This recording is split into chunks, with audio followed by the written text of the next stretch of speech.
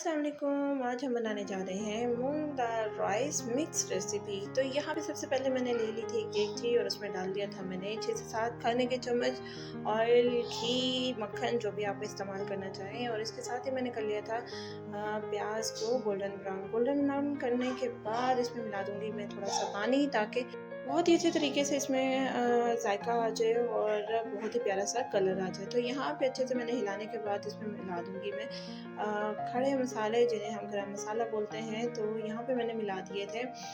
सबसे पहले मैंने मिलाया था बादियान, बड़ी इलायची 1 अदद और 6 से 7 अदद काली मिर्चें, 2 लौंग और ज़ीरा। तो यहाँ पे इन सबको अच्छे से भूनने के बाद मैंने मिला दिया था इसमें 1 बड़ा चम्मच लहसुन अदरक का पेस्ट।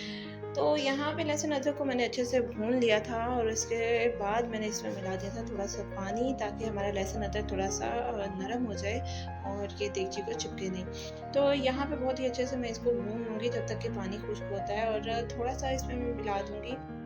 उसके साथ ही मैं मिला दूँगी इसमें नमक, मिर्च, हल्दी और सूखा धनिया पाउडर। तो नमक आप हस्बे ज़रूरत इस्तेमाल कर सकते हैं। तो यहाँ पे तमाम मसाला जात को भूनने के बाद इसमें मिला दी थी हरी मिर्च। आपके पास हरी है, लाल है, जो भी आप डाल सकते हैं। जायका सबका एक जैसा और बहुत ही अच्छा जायका आता है रेड मिर्च का।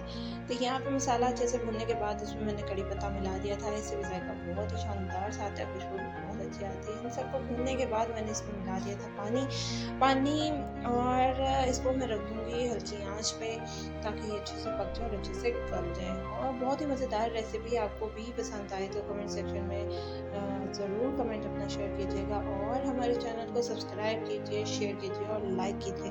ये आपकी तरफ से प्यार है, मोहब्बत है और इंस्पायरेशन है हमारे लिए, ताकि हम न्यू वीडियोज़ अपने डाल सकें। और ये हमारा फाइनल लुक आप इस वीडियो